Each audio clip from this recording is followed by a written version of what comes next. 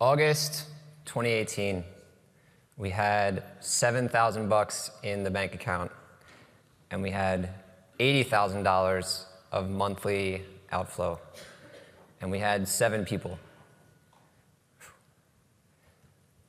I want to thank everybody in this room because you made it possible that we survived. It's a very big thing for me, so to all of our customers and to our employees that made this a reality, I'm very appreciative. I never thought this would be like something like this, so thank you. Thank you for making that a reality.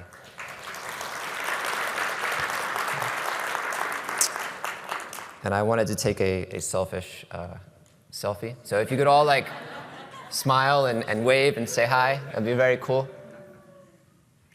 Okay, let's get on with the show. Okay, you're all part of the founding story, so thank you very much. Today we're going to cover 3 things. How did we get here? Why are you here today? And where are we headed? So, events launched in 2019. And when we had the App Exchange listing up, we had lots of education leads, but nobody signed. USC Marshall was our first school that took the leap to become a customer. And if any of you know the education market, you all like hearing from your peers before you make the jump. So once USC Marshall came on, everybody else started to come on, which is awesome. And today, we have over 110 people. We're in 25 states, and we're in 15 countries. And we're operating at break even, which is, for a founder, it's very good for my sleep. So again, to our team, thank you very much, and this is like extremely impressive, so thank you. I myself am a Salesforce admin by trade. I'm not very good at the whole sales and marketing thing. I really like building stuff. So I would encourage all of you to please come to me during this and let me know what your feature requests are. If there's anything that we have that you don't like, let me know because it's software, we can change it. So please let me know. The number of education customers we have, 152. That's like, to me, it's just still crazy. It's great. Our platform has processed over 6 million registrations now. The current record, if you want to be up here next year, is Monash in Australia. Their open day had 30,000 people attend. We've run now over 500,000 events. And on our platform currently, kudos to engineering, we have 55,000 live events. It's pretty amazing. And we've sent 14 million text messages in the last 12 months. Savannah College of Art and Design, they sent 800,000, and Miami-Dade, 350,000 in the last year. So we can handle your volume. You're here today to learn. I think people come to events to learn and to network. So to learn, we have a lot of use cases that you're going to learn from. I think that the Salesforce platform and software in general are limited by your understanding of what they can do. So the University of Arizona, Harvard, Texas A&M, and University of Northern Iowa, they're going to share their strategies and their solutions to give you ideas about how you can use Blackthorn. We're also going to have that demo jam where I think it's important for people, again, to learn what's out there. So these are 3 vendors that we work with that you'll get some ideas of other ways you can utilize Salesforce. How the University of Colorado drives engagement. This is a very huge thing where they've used our platform for quite some time, and they actually have a central concept of a student that runs to multiple orgs, which I don't even know if that's going to be in their presentation, but I know it's what a lot of you have looked for, so I would ask Jeremy about that one. And from our roadmap, our key is to make events as successful as possible and to increase engagement. So again, let me know how we can help with that. So with meeting your peers, this is a very unique event. First of all, it's about Salesforce, then it's about education. So that alone, there's not a whole lot of these. But then if you add events to that mix, like I'm pretty sure this is the only one of these that's ever like come into existence. So say hi to your neighbors. Education people are very, very friendly. You'll also be able to meet a lot of people at our happy hour. It's very important for us to be able to meet you and to answer any questions that you have. So we're going to have a segment where you can ask our team anything. Again, that QR code at the bottom, if you open that, the way that's technically working, it's interacting with our core Salesforce org. This is running on our Blackthorn messaging application. When you respond, it's actually being ingested by our org, so we know the sender, and we can interact with you. We have this for record, and we can follow up and whatnot. And we're very excited to meet a lot of you in person. We pretty much only do Zoom, which it's bittersweet. It's great that it exists, but I really hate it. So it's great to be able to meet you all here. I love this quote from Dune. If any of you have read the book, but the movie was actually quite amazing, by Frank Herbert. From the top of the mountain, you cannot see the mountain. And to me, this means to always set the bar higher. I get very bored when I'm just sitting around with the same thing all the time. So I always have a few projects going to try to make things better. Again, more features. Let us know what it is that you're looking for. We have a much stronger relationship with Stripe that we're announcing. If any of you are on TouchNet, CashNet, Authorize.net, and you're up against your university seeing if you can add another gateway or what the options are there, please let us know. We can help you in a few different ways with that, with payment reconciliation, with more advantageous pricing. Again, a lot of stuff happening there. For our roadmap and AI session, we're going to cover a lot, but I'm going to give you a bunch of the high levels here. So I am, again, as an admin by trade and database person, I like the tech. I did not come over from a non-technical area, so our app tends to be a little bit more technical.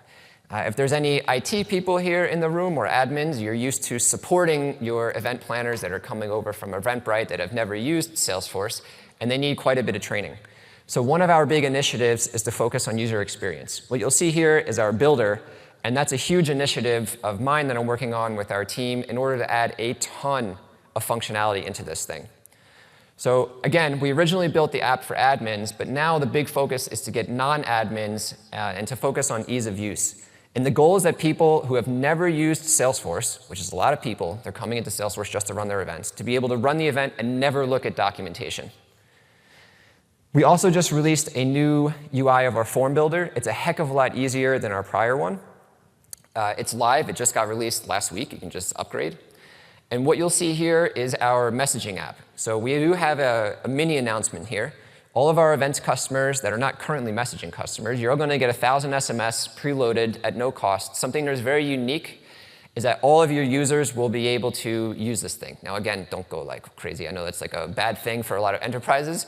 You can control the security and who can see what, but the purpose is it's not by user, it's just by usage. So you can enable all of your planners to interact with people by SMS. It supports blast and one-to-one SMS. You can have direct comms with students and constituents. I personally love texting over using anything else, so I'm sure your students probably do too. And this is a big thing that you can be used in your event comm strategy. You can get a direct line with all of your constituents. And our smart scheduler, if you've been receiving any of our SMSs for this event, no one's been sitting there clicking the button. These were all preset to be able to send. And if you're using our navigator, or receiving our emails or SMS, those are all driven from our smart scheduler. You all have these in your orgs, and you can just use that thing right away. So some quick enhancements that we're working on. From our product advisory board, we've heard big things about matching and deduplication. We have what we thought was pretty good functionality, and then you said you all need much, much more. So we are adding much, much more into that. The same thing goes with capacity. So we've added a ton of functionality around handling overselling, but now we have some events that are wildly popular that we're supporting. So we're doing some overselling functionality at scale. Sessions has a lot coming out. I believe this is coming in May-ish, where you can do required sessions, custom questions per session, and add to calendar on your sessions. You're going to have Apple Wallet and QR codes. I think this is also coming in the May-ish timeframe. The big benefit here is you can check in your attendees a heck of a lot faster instead of people scrolling through emails to find their QR code. And badge printing is another one of my little pet projects. If any of you have badge printing requirements, please come to me. We do have a pretty quick path we're going to be doing for this, getting going very soon. So we're announcing 2 new products today. One of them you have in your pocket if you received our email is Navigator. This is an attendee mobile app to my education. This is the first attendee app that does not need an integration being set up to Salesforce. All you do is you buy it from our team. And then you turn the thing on, and you don't have to install anything. It just gets enabled, and you just customize it, and the thing just goes live. It just works. So it works on iOS and Android. There's no headaches to be able to get this going. It'll give you real-time data, so you don't have to wait for people to get any kind of interaction before the integration. And pretty soon, we're going to have Agentforce running inside of this. And it's going to be available in a few months. So what you're going to hear from Margot, who's coming up here next and for the rest of the Education Summit, is all about Agentforce. To me, before I dove into Agentforce, I was like, oh, OK, this is just another one of these AI things that people are doing for marketing. It's not a real thing. This is bogus, whatever. It's actually a very real thing. So I spent a lot of time with our team building out all of the functionality to be able to tell this thing what to do. If you've all used ChatGPT, you just type in whatever you want, and it gives you the thing. What this does is it creates bounds around the data, so you can kind of direct people down a path. And it can control actions that you're setting up. So what does this actually mean? I kind of hate saying it, but it kind of can almost do anything. We're going to have this aiming for May to be available in all of our UIs. And I want to give you a lot of examples. So there's 3 paths. For attendees, they can do a lot of self-service. For planners, they can build the event faster. And then for planners also, you can get a lot of insights without having to go to reports and dashboards. And sometimes you get a lot more than reports and dashboards can even give you. So for an example, your attendee can say, transfer my ticket to tomorrow's event. How many people have to deal with that manually today? Like, what a pain. I can no longer attend, cancel my registration, and give me a refund. Did you know that Agentforce can actually process the refund so you don't have to go in there and do anything? Now, again, you can control turning this thing on and off. You don't have to do it. But we actually built this to run internally, and it works fine. I'd like to add an attendee to my existing registration. So let's say you registered 3 people, someone else wants to come. You want to add them to your existing, what do we call it, attendee group. It'll add right into that thing. Like, that's amazing. This is stuff that it takes the planner so much time to do. What if you wanted to have an event with your top donors, for anyone in advancement, from the last 12 months, and you wanted to build the attendee list? What if you didn't have to run a report and have lots of filtered criteria and add a campaign and sync the campaign and do all this stuff that takes forever? You can just have one of your planners that's never used Salesforce and just type this thing into the chat, and voila. It just makes the attendee list. Change a form question, change your capacity, change the payment gateway. I just made stuff up. This is just data model manipulation that the agent can be able to do. We're giving it natural language context, which in fancy words, it just means like you're telling the thing what to do within the prompts. We're actually giving this on the back end as like some guidance, and it just follows orders. So sometimes, if any of you have used reports and dashboards, they're both amazing, and they don't really get you what you want sometimes also at the same time. So if you've worked with any people that are coming over from Eventbrite or other apps, they don't know how to use reports and dashboards. What if they just ask the agent for whatever it is that they want? So let's say you had to plan for how many vegetarian meals you wanted to have at the next event, but you wanted to do it based upon the last 5 events that you hosted. It'll just tell you. And we actually ran this internally to see if it works, and it does. How do these expenses compare to my last event? And what happens if you wanted to compare this to an ROI? You could actually compare these to either any kind of opportunities or other data model you have that would be monitoring donations or however else you're structuring that, so you can get your ROI from the event. What if you wanted to know how many student visits led to enrollments? That would be pretty cool to know. You can just actually ask the agent to be able to produce this for you.